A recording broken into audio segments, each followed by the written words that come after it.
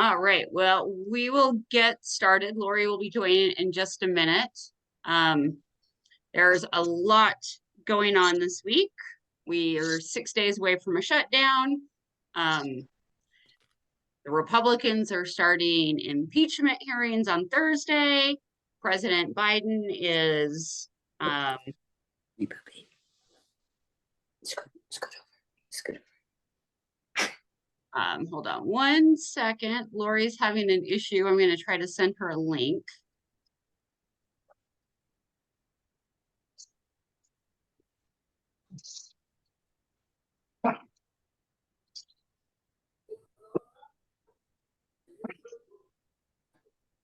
Oh, sometimes it's so fun to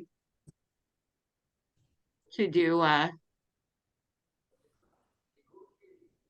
tech stuff.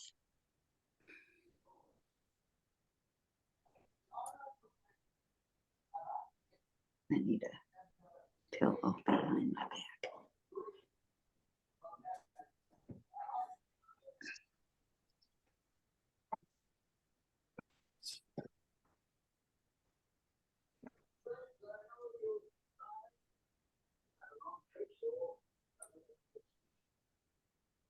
Hold on 1 second. So sorry about that.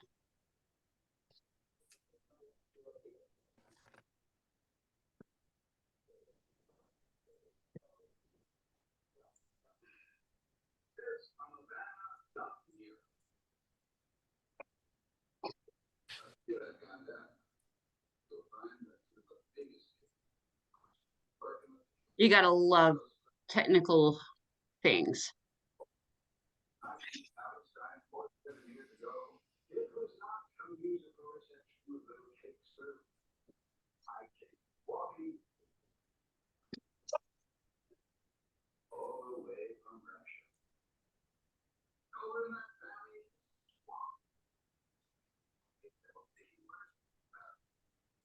Okay, so this week, so I said we have a lot going on. The Senate has passed all 12 appropriation bills out of committee on bipartisan. So they are going to try to get them all on the floor this week. And then basically try to force McCarthy to call a vote. But meanwhile, the Republicans are going to try to call up 4 bills this week. The first one is the defense appropriations bill. It actually has cuts of over $1 billion in salaries for personnel, and it cut $714 million for climate-related programs, and bans any funding for diversity, equity, and inclusion programs. It also has tons of anti-LGBTQ provisions, and it prevents service personnel from traveling to seek abortion care. The next one is the Department of Homeland Security appropriations bill. This also contains extreme cuts, while adding all of Trump's failed border policy and building and money for the wall. It slashes programs for humanitarian programs, and it slashes all money for the Family Reunification Task Force. It also removes all oversight for immigration detention facilities. Next bill up is the Department of State Foreign Operations and Related Programs. This cuts $11 billion from anything to do with climate change and rescinds funds issued by the Inflation Reduction Act for greenhouse emissions. And then the last one, which is a doozy, is the agriculture bill. This actually cuts the monthly allowance for fruits and vegetables for not only the WIC program, but the SNAP program. And it cuts fruits and vegetables by 70%, which is just unbelievable. It also cuts food programs by over $1.2 billion. and cuts overall spending for the WIC program by 14%. So that is just some of the stuff that they're waiting to do. So it's going to be a doozy. And so we really kind of wanted this to focus on what our messaging should be for the coming week. And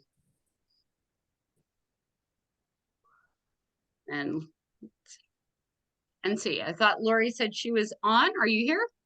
Oh, there she is. Hello, everybody. You're actually under my name.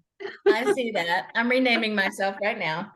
Trust me, nobody can mistake me for you. But I had a hard time finding you, so. All right. So we're going to give you a lot of information tonight, but we will make sure we send out the slide deck for everybody who joined. Really, the big goal is going to be that we are talking in a unified voice over the next 5 days, possibly longer. And of course, we have toolkits, so we'll share all of those with you later. I know it's shocking. So do you want to share the slides, Lori, or? You better do it. Okay.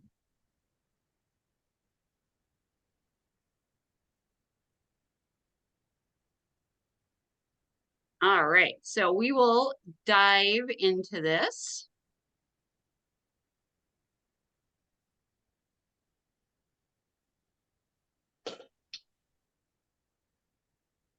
Yes.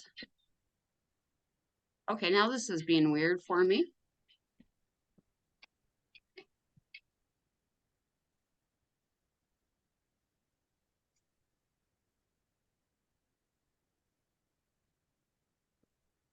Okay, can everybody see that? Or is it still doing a weird screen? No, I can see it. Okay. All right, well, first up, we will do government shutdown.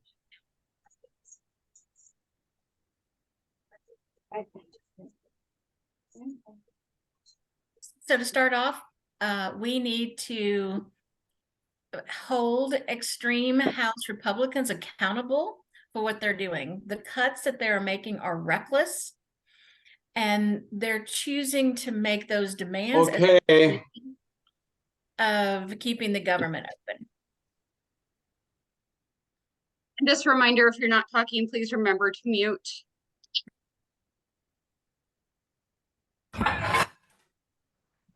So these MAGA demands to shut down the government and slash funding for critical programs, there are not empty threats, and they are not just for rhetoric. So many of the demands we're going to go through tonight, so you can kind of see what ridiculousness that they want to cut. So Jamie started off. So the first one, which they're going to be voting on this bill this week, is to strip support for the SNAP and WIC programs, specifically slashing access to fruits and vegetables, because why would you want to feed hungry children? Right. And you know, for people who are supposedly pro-life, they don't want to feed the children. They don't, I guess it only matters if you survive the birth. After that, you're on. The next thing they want to do is cut funding for Social Security, Medicare, and Medicaid. And when that happens, you're doubling the wait times for seniors, families, and people with disabilities to access their benefits. And as someone who deals with Medicare constantly, and it have enjoyed or not enjoyed having to deal with your insurance, you can imagine how much stress this puts on people.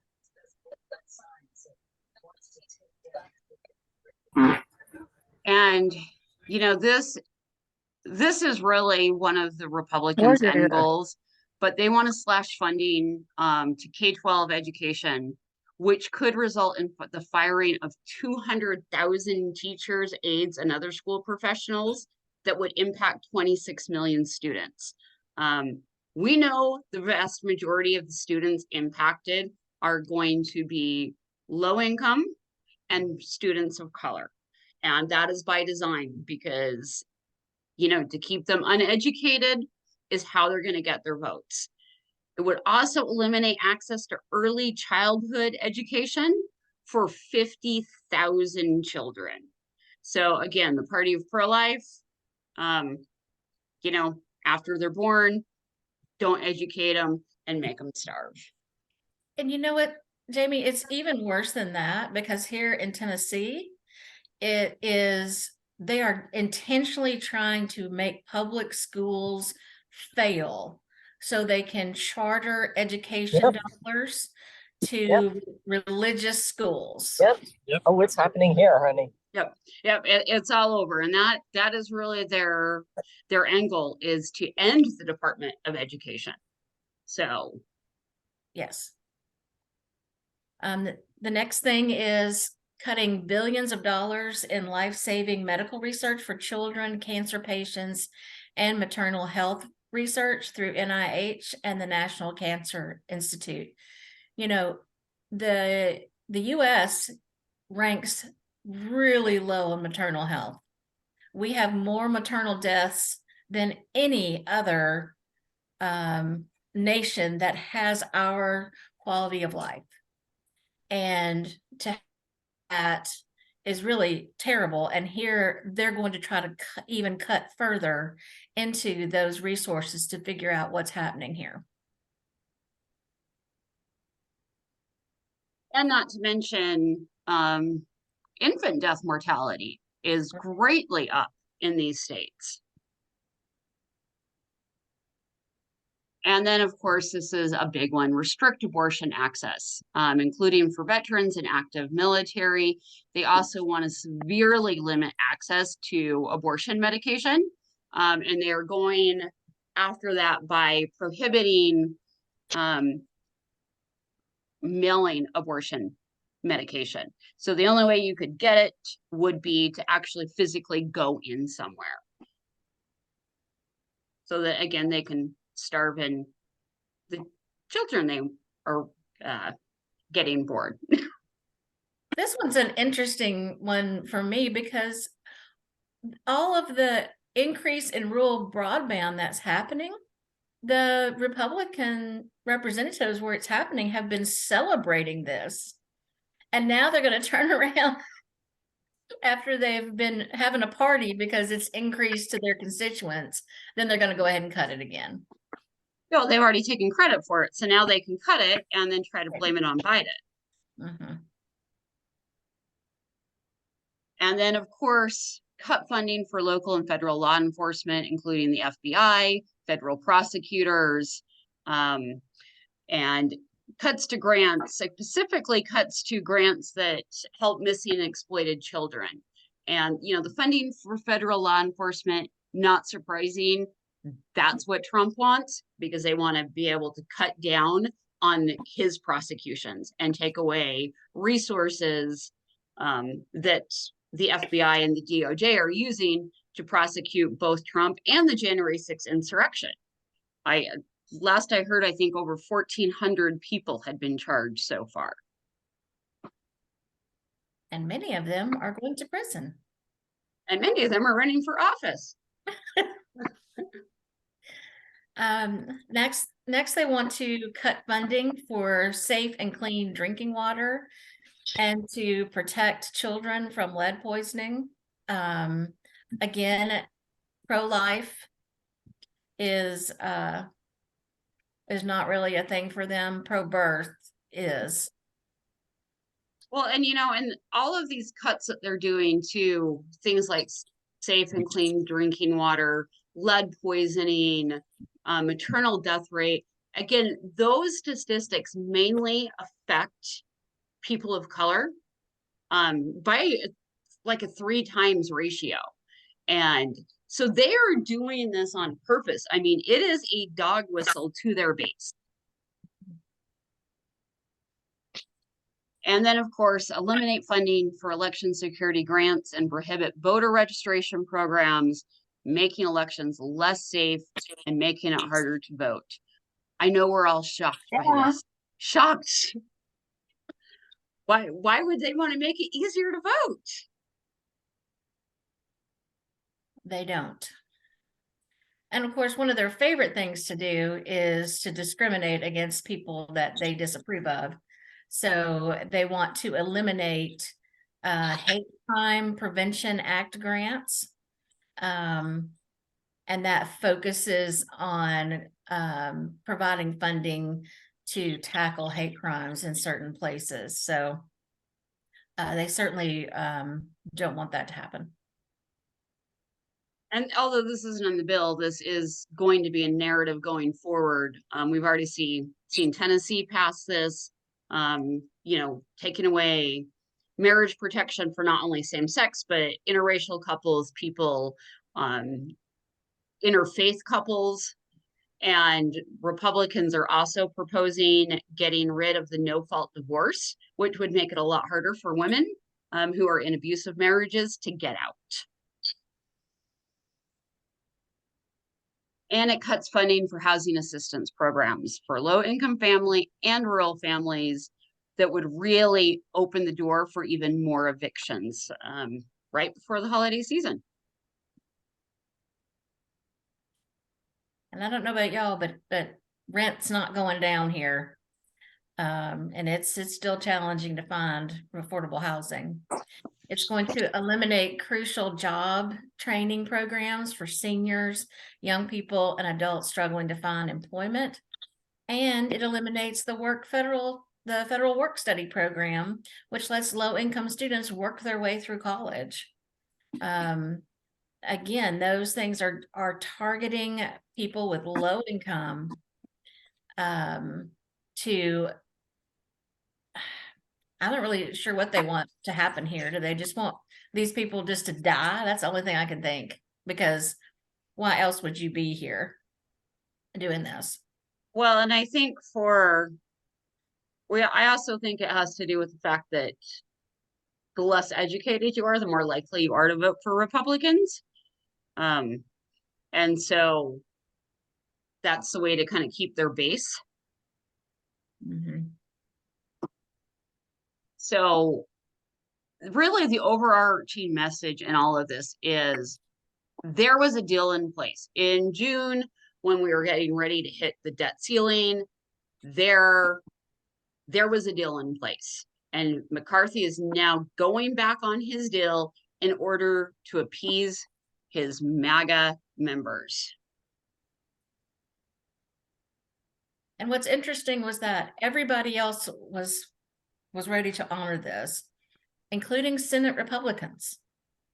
So it's really the extreme right that Kevin McCarthy cannot corral into making a decision to hold the government open.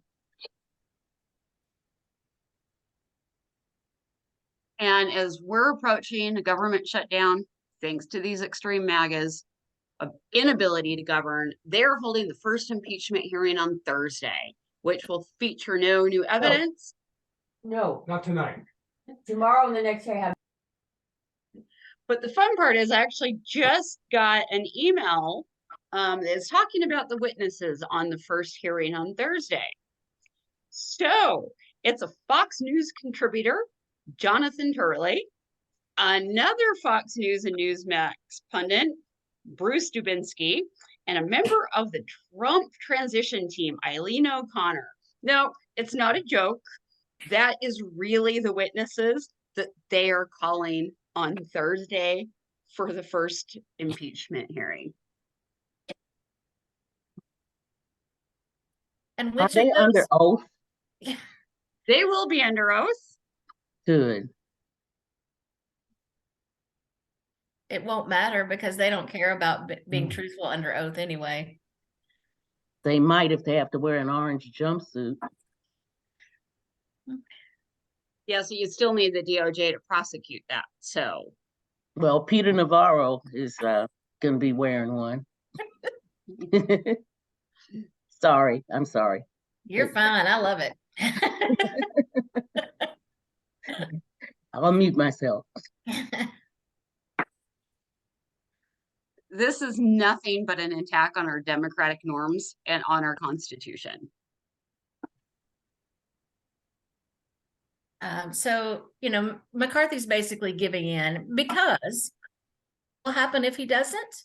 They will hold a vote of no confidence, and with a majority of one, will no longer be the speaker. And they're So down a member right now. Chris Stewart retired on the 15th, and so they only have a 4-seat majority right now. so he's basically over. I mean, I don't feel sorry for him, but he's basically over. They have him over here. Everyone's saying, do something, Judge. So what's important to note and to reiterate is that they have not found a single shred of evidence of wrongdoing by Biden. And their fellow GOP members are saying that. It's not just us saying there's nothing here. Where are you? That's So- why they couldn't hold a vote, because they didn't have the numbers within their own caucus to actually hold a vote to start an impeachment inquiry. Yes. So that's going to be interesting for sure. And now we've got some So, messaging from Jeffries. yep. So if you guys are in our Slack, I share this every Monday. Leader Jeffrey's office puts out the latest messaging guidance. His staff sends updates on what's happening on the floor every week. His staff is incredible. I just want to say how impressed I have been working with Jeffrey's staff. So, the first one is, extreme MAGA Republicans have done nothing to make life more affordable for everyday Americans. They're wasting time with political stunts instead of working with Democrats to avoid a government shutdown. And that shutdown is going to hurt working families and endanger our national security. They are on an island by themselves. They're the only people in Washington who are pushing for harsh cuts to investments that families count on. Even Senate Republicans oppose these plans. Senate Republicans have worked with Democrats in past appropriations months ago, out of committee, and it was all on a bipartisan level. From banning abortion nationwide to impeaching the president, MAGA Republicans are making extreme demands every day and plotting a government shutdown unless they can inflict this radical agenda on America. They're making an extreme MAGA shutdown makes America weaker, less safe, and interrupts critical government. And it's going to force our pay, Border Patrol, TSA agents, all to work without pay. So the things that we need to focus on is that President Biden is an honorable man. And there's been 9 months of an investigation, and they haven't found a shred of evidence that he's done anything wrong, but they're just going to keep on moving forward. They are in basically Donald Trump's proxy. And this is part of partisan revenge on Trump's behalf because of his impeachment. And of course, he's always a martyr.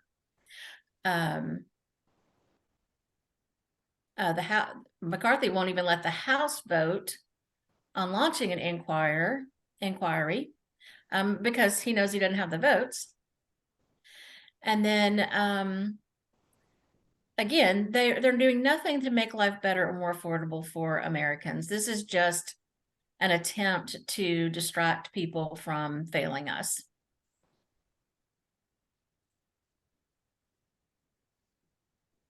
And then, of course, we want to really contrast this. Democrats put people over politics, while extreme MAGA Republicans are threatening to shut down our government and launching a partisan impeachment. Democrats are putting people over politics to deliver for everyday Americans.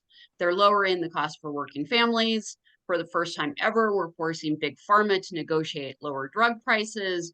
We capped the price of insulin, lowered out-of-pocket costs for health care. We're fighting to stop big corporations from ripping off everyday Americans. We're growing the middle class. We're investing in America. And our policies have created over 13 million jobs. And we are working to make our communities safer and defend freedoms. So we really want to make sure that we're hammering this, taking back the freedom narrative, that, you know, we're committed to building on the gun legislation we passed, protecting LGBTQ kids, protecting kids in general, protecting reproductive freedom.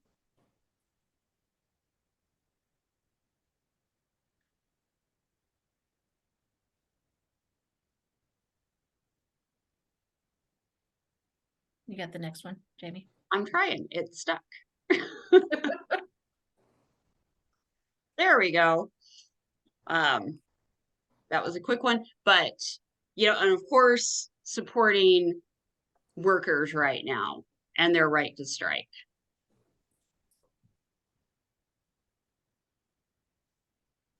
So Biden is joining the picket lines tomorrow. Yes, in Michigan. And President Biden is obviously one of the most pro-labor presidents we've had. And it's quite interesting to me that it's something like, you know, the CEOs make 350 times what their lowest paid worker is making annually. And UAW workers have not seen their wages increase. That has not been the same thing that's happened to the top level brass. So we need to see this. I think CEOs' wages have risen 40% in the last 3 years. Absolutely. Mm. And then I'm sure you've all heard about this, the Wisconsin Supreme Court impeachment. You know, in April, we had a huge win with Judge Janet with an 11-point victory, which in Wisconsin is a mega blowout. You know, this is a state that, you know, the last Senate race was decided by 11,000 votes. So they're threatening, the Republicans are threatening to impeach her before she has heard a single case. And it's because during the campaign trail, she said that she would protect the right to vote and democracy in Wisconsin. She said that gerrymandered maps have routinely prevented a majority of people in Wisconsin from electing a legislator that reflects who they are. You know, she would stop an election takeover in 2024. She would defend the right to safe abortion. And so they are trying to impeach her before she's heard a single case. And the first big hurdle was passed. They ended up gaveling out of session before anything was done, but the danger is not passed yet. So this is, of course, a part of a dangerous anti-democratic pattern of trying to overturn the will of the voters when they don't agree with the people that we have elected. And so not just in Wisconsin, but many other places as well, we need to make sure that we're protecting the vote as well as the people that we chose to elect. And we're going to see that continued trend, because as long as Republicans are in power, they're going to do everything they can to stay in power and to limit the power on the other side. Yeah, and then the other big initiative coming up this year is, of course, in Ohio. So, and of course, Republicans being who they are, they have named this the same initiative that was just passed, what just stopped a few months ago, because then it was vote no on issue 1. But they've kept it as issue 1, hoping to confuse people because now we want people to vote yes on issue 1. And this is a constitutional amendment that would stop Ohio's total abortion ban and keep personal medical decisions in the hands of Ohio families and not politicians.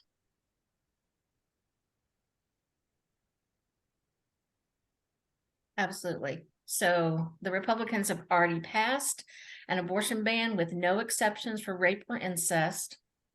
By voting yes on issue 1, we can stop this from taking into effect in Ohio. And so, you know, as you're messaging, if you know people in Ohio, then you want to make sure that they know and all of their friends and family know that they want to vote yes on issue 1. Where we can keep their healthcare decisions within our family and with our doctors.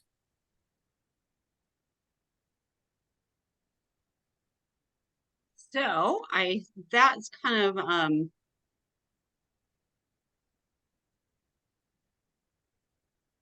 okay, I don't know where Zoom went. Okay, oh, no, cancel. I'm just trying to stop Zoom screen share and it's not going well. Not letting you. Pause share. There we go. Stop share. Yay! And I don't know if you guys heard last Tuesday, abortion is still a winning message for Democrats. Last Tuesday, there were 2 special elections for State House, Pennsylvania, and New Hampshire. We won both of them. The one in Pennsylvania really wasn't surprising. It's normally a D17 district. However, the Democrat won by 30 points. So this was not a small margin. That was still a 13-point swing towards Democrats. In New Hampshire, we flipped that seat. That was an R6 district. Trump won in 16 and 20. The Democrat won by 12. So that was a 19-point swing towards Democrats. So this is a winning issue.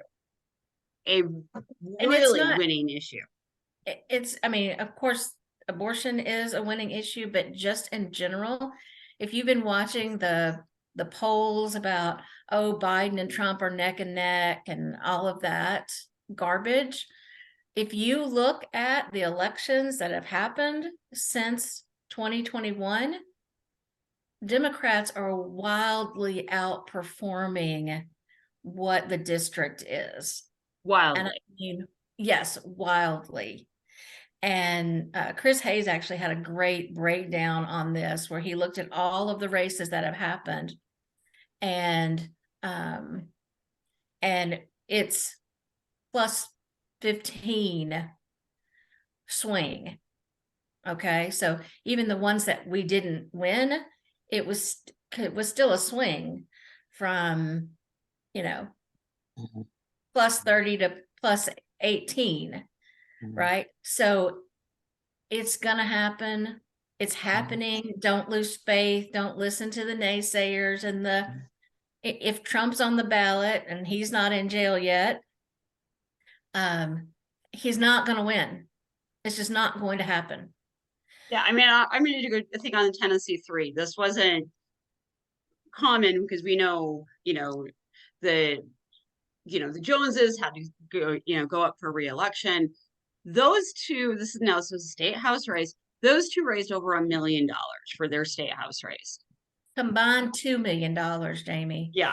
And the people that ran against Republican them, running against, I think, raised 30, and the 30. independent running against Pearson, I think, raised 1,800. No, 400. He raised $400. Yeah. So, yes, it's happening. People are definitely getting involved and feeling optimistic. I mean, it won't happen without all of us continuing to do the work we're doing. Right? I mean, that's how we've gotten this far, and that's what it's going to take to keep on going. But eventually, Republicans are going to run out of people who will vote for them, because right now, if everybody 65 and younger voted, the same group that voted in the last election, Biden wins by 20 points. Okay. So that means it's the people that are 65 and older that are killing us with getting those Republican votes in, and they're not going to live forever. I know, because I work with geriatrics and they don't. So, and many of them are wonderful people that don't vote Republican, but some of them that are will not be with us.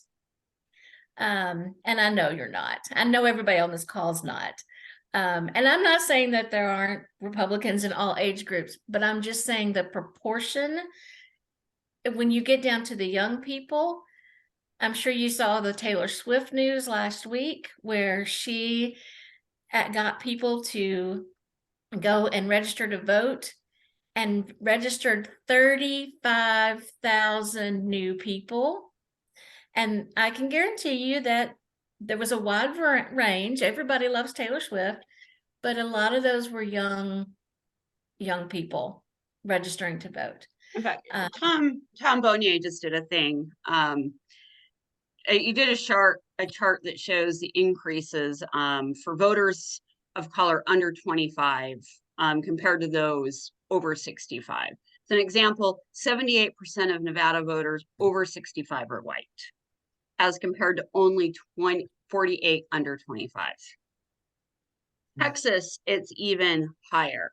In Texas, 2/3 of voters over the age of 65 are white, while the majority, 55% under 25 are people of color.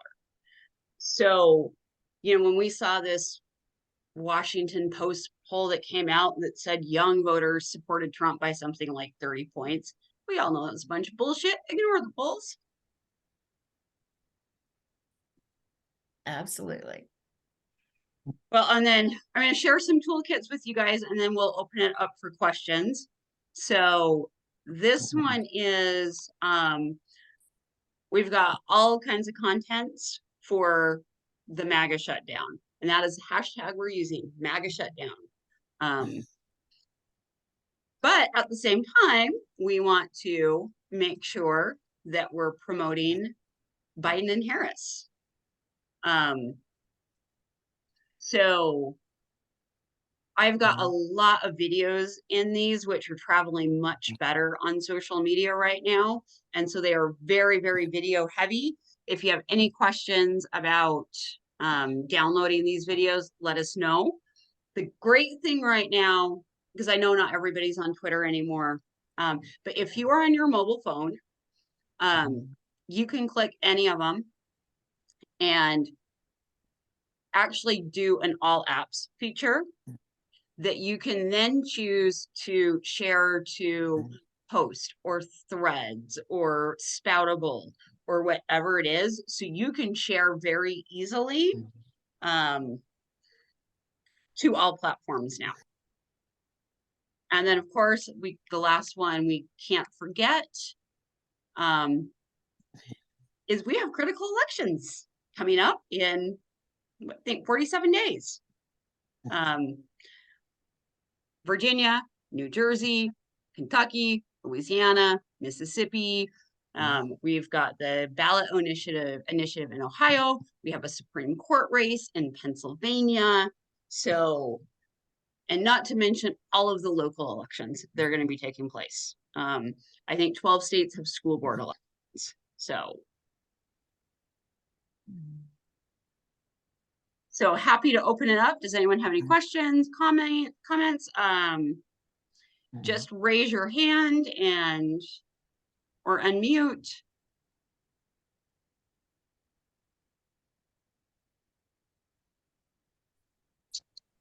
Carolyn? So I get that we're talking about the mega shutdown. My question is, can we use some other word that other than impeachment to talk about what the House is doing right now? They believe that it gives them some legitimacy to call it impeachment, that it gives it more oomph than it deserves. I It's a fishing agree, trip. and there has not yet been, I know I've seen like Hakeem Jeffries call it sham investigation. Yeah, sham.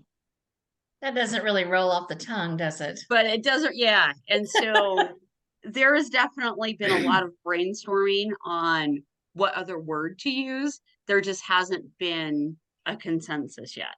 Like I even emailed Anat about that. And she's like, I agree, we shouldn't use impeachment. But I don't know what else to use. So, How about sham impeachment? so Well, that would still use the word impeachment, and that's the part we want to Yeah. stay away from. Or I dropped a couple shampeachment. ideas in the chat. Bogus Biden inquiry or bogus Bogus. House fishing trip. Like it. Ooh, I like the bogus Biden I like inquiry. bogus. Bogus Yeah. hearing. bogus, yeah. Bogus. Bogus shampeachment. hearing. Mm-hmm. Bogus hearing? Yeah. Let's not call it impeachment. I like that. Thank you. Mm. Yeah, that was a great point. Thank you for that. Anyone else? Yes. I don't know. I mean, I'm white and I'm older. I think that looking at the people here whose faces I see, a lot of them are old. And it's obvious that they vote Democrat. Otherwise they wouldn't be here. That's right. There's good older people too. They're here. And don't you forget it. And they're doing the work. Absolutely. Yeah. They're doing the work. Everybody here is doing the work.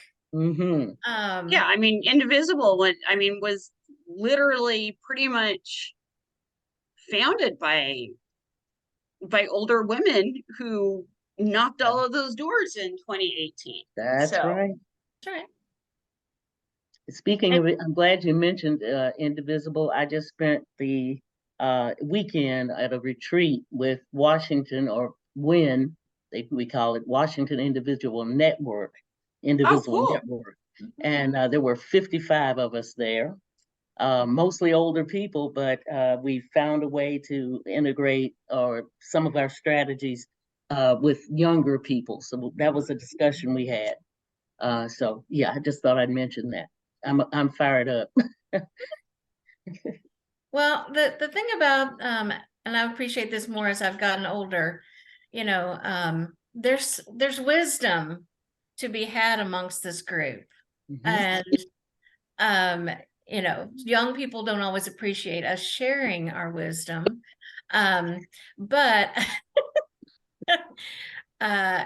but in many ways, we can be guides, right? And encouragers, and not, it's the same way that I look upon being an ally for LGBTQ or people who are facing racism. It's not my job to be out in front of them.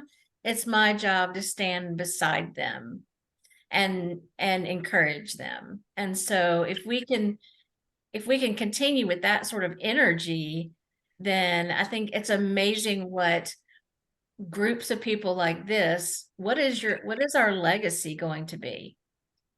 And our legacy is going to be a democracy, I believe. Because if it wasn't for people that are on this call and people who were at WIN and people who, are on Network Nova in Virginia, and we've got Michelle from the leadership from Michigan. We've got Martha Shockey, who's from, the people on this call really on the ground, you guys do some amazing fucking shit. Yeah. So But your legacy is going to be that your grandchildren and great grandchildren will have a functioning democracy. That is your legacy. That's right. I like that. So can I share a word here? Sure. yeah, absolutely. So because I've done team building and engineering teams for years, and because I do the Ukraine support groups, which is hard because of the disinformation. So I see a lot of disinformation coming out of basically the Trump camp. And I really, really want to underscore this because my parents were immigrants and my mom was born behind barbed wire. And I won't get into the story, but this is the key for me, that democracy is about inclusion. And the best that I tell my Ukraine support teams is you never attack someone, you always listen to them and you speak for yourself. You include them, but you stick to the truth. You stick with it. And I think young people, old people, the best thing we can do in getting people to vote is to ask somebody where they're leaning, listen, hear them out, and then point out things to them that they might not know and that will help them. Because basically, democracy is one big team, and teamwork and helping each other is the whole goal. I mean, if you look at unions and what Biden's doing, it is leveling all that out. If you look at executive pay ballooning over the last 50 years, the problem is it's grabbing the money and the resources. And what we're trying to do to get a democracy is to get that community spirit all through. And we can be the best proponents for it by practicing it one-on-one as we're making all these fights. That's my speech. Oh, that's good. That's great. That's awesome. Mhm. Let's see. We've got Linda Linda. has her hand up. So, can you guys hear me? Sometimes you Yes. can't. Yes. Okay, great. The thing that I'm finding is a bit challenging. And I am a part of the Indivisible Georgia 11. Martha's in a different group. She's part of our state leadership. Part of my challenge is I come to the party for information. I go to my representatives. Well, actually not my representative because he's not party, but I go to Democrats in the state level. I go to Democrats at the national level. And it feels like, for me, because I can't speak to anybody else, because I'm just some little old person here in Georgia with a big mouth, because that's the way it rolls. But at the end of the day, I don't feel like people are listening. I don't feel like when I go to the leadership teams and I say, do not say 14 million jobs and build back better or whatever the topic is. People don't get it. I'm sitting here going, all right, I've got to go through all the data and say, hey, do you know in Cherokee County, which happens to be where I am, we got $5 million to recover from the American Rescue Plan. Do you know that blah, blah, blah, blah, blah? And I'm like, why are not the leaders saying this? And this is part of what I come to these meetings for, because I feel like I'm not a grandma, but I could be a grandma, other than having no children or grandchildren, but whatever, the age is right. I come here going, I can do this crap, but you know what? We'd get so much farther if we could figure out how to share the information. Where we could say, and Martha and I have talked about this a lot here in Georgia, but I don't think it is limited to Georgia. I think there's a lot of us that are out here going, there's a ton of stuff out here. We just don't know how to get our hands around it fast enough. And perhaps it's me sitting here in Georgia at my computer at 8:53 tonight, going, I'm still, and I think your information is wonderful, not the issue. Still needing to find a way to say I'm not alone. Because I really do feel that a lot. Mind you, it doesn't mean I'm going to change anything about what I do. I'm still gonna have a big mouth. I'm still gonna put my stuff on Facebook. I'm still gonna do my letters to the editor, blah, blah, blah, blah, blah. But somehow we have to figure out how to have a coalition of people who are willing to stand up and support each other, because that's not always easy when you're the leader of your group. And people are going, but, oh, I want to do this, but I can't show up. And I won't do this because I want to go to the lake. I don't want to do the work. I'm like, I'm hoping somebody has a place that says, here's where we can do that. And I don't want to leave it as a negative. It's just a place that says, how do we continue to fill the gas tanks? Because right now, my gas tank is like, you know how when it gets down to the no slots left on your gas pump, and you're going, I hope I can get the last 20 gallons to get the gas tank. That's where I'm at tonight. So everything you said, Linda, I'll put my I'm just email in the chat. We have Yeah, a and really active chapter. I have Happy seen, to talk to you. I have seen a much better, I mean, we're not there yet, but I have seen a better effort from the DNC, from Hakeem Jeffries, of coordinating messaging, trying to get that down. But we're not there yet, but I do see some progress. And we did have Lisa that couldn't figure out how to raise her hand. So I'm not ignoring Fennell and Gilda. She had just put it in chat a few minutes ago. So Lisa, do you want to? I can't seem to get my I don't know if you can hear me. Can you hear me at all? Yeah, No? we can hear you. Oh, you can? Okay.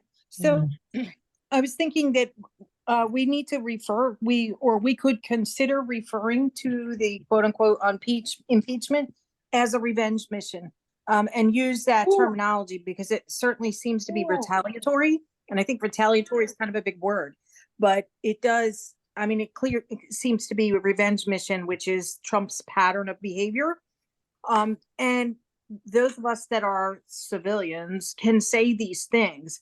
And also, Glenn Kirshner was saying that when Trump was inaugurated the first time, there was very shortly a government shutdown.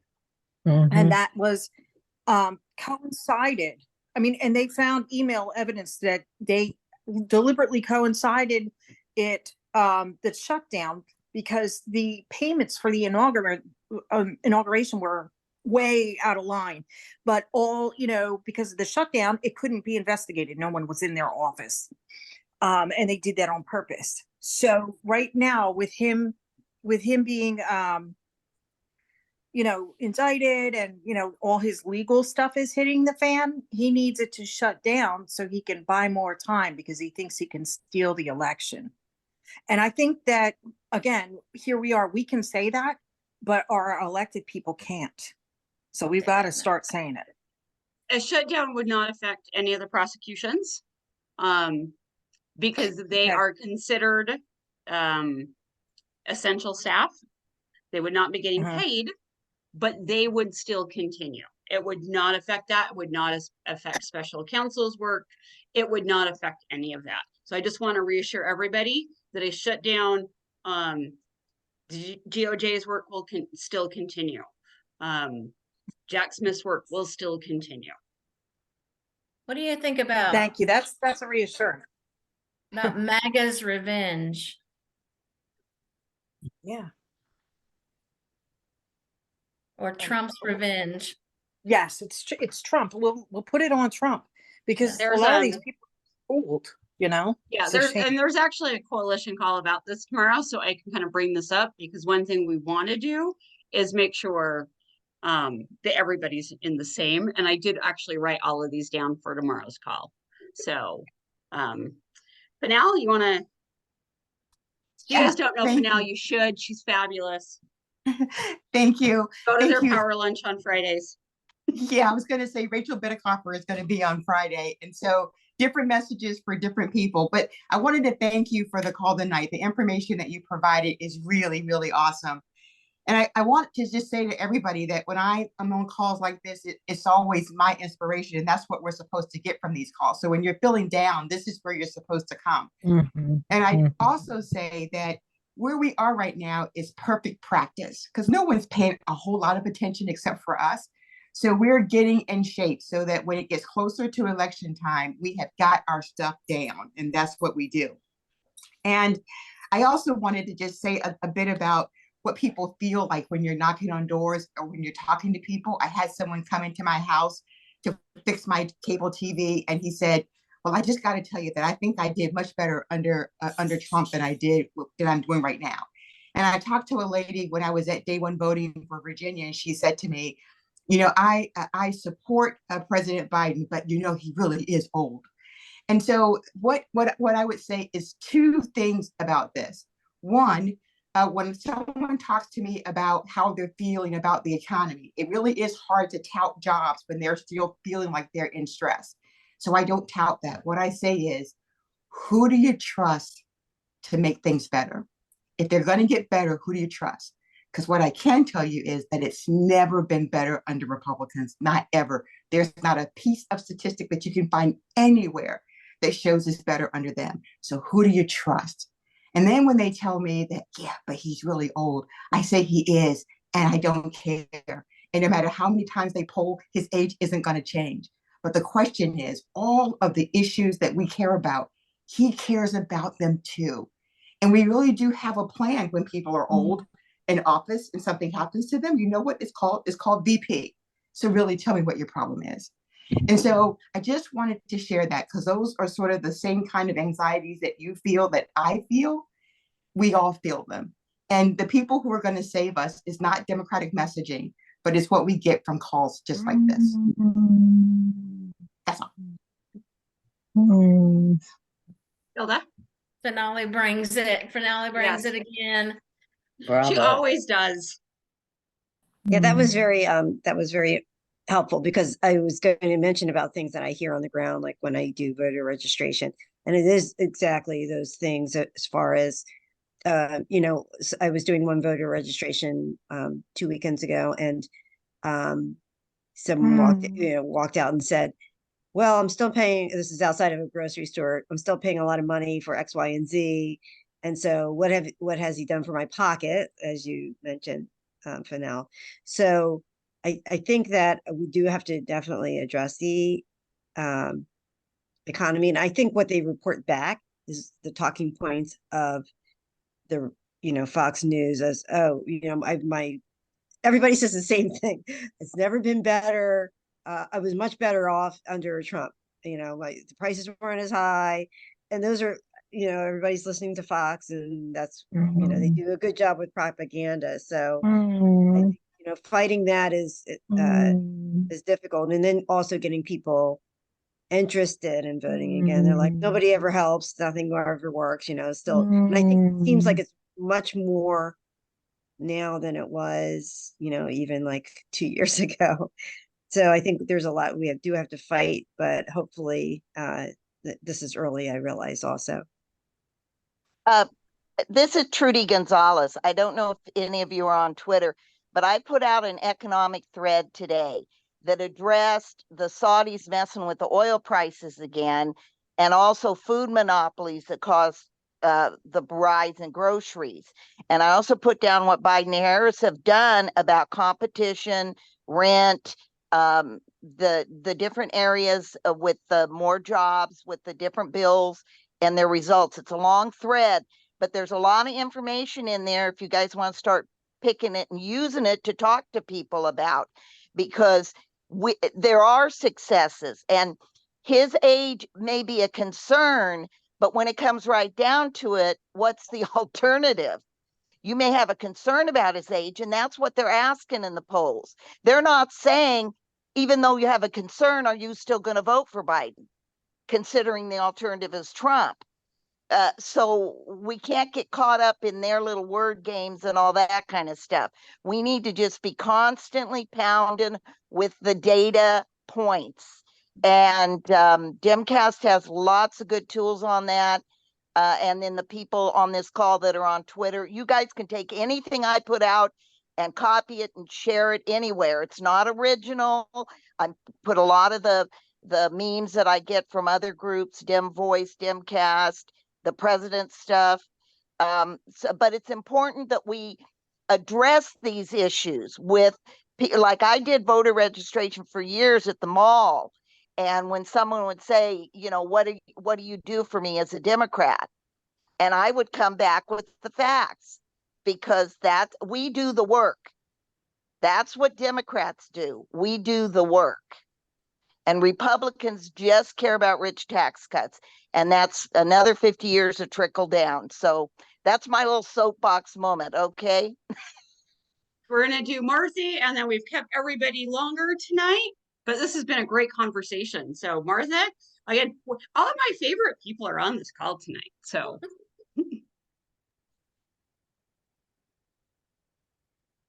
Were you calling on me? Yeah. Sorry. Yes. Okay. Sorry. The one thing that we found recently is we've been doing a lot of tabling around the Inflation Reduction Act and energy savings. And when people look at our little flyer and see what they can do, their face just changes. They're like, wow, I need to get some insulation in my attic. I need a new front door. I need a new washer, dryer, water heater that has a heat pump on it, you know, et cetera. And it's really, you know, people like then start asking questions, and how do I do this? And it's, you know, that it's, there's that. And then the other thing that we talk to people about is that there's only so much direct aid that the federal government can give. It's really up to our governors and our legislators and our county commissioners to take the money that's given to them to use it wisely. And in Georgia, I can say our governor has given millions and millions of dollars back to the feds. Those are our tax dollars that are going back to the federal government and not being used in our communities. Those are your tax dollars. So why don't you write him a note and ask him why he's turning back federal money? And then they're just, that's another thing that people just don't know these things. So, you know, I think it's building out your conversation. In Utah, the governor tried to send back the COVID funds that still gave kids school lunches, free school lunches. And so we ended up doing such a major campaign around that, that was started by his Democratic opponent, that he ended up reversing because his polling tanked so bad. He actually was afraid he was going to lose to a Dem when people were finding out that he was sending back millions to feed hungry children. Mm-hmm.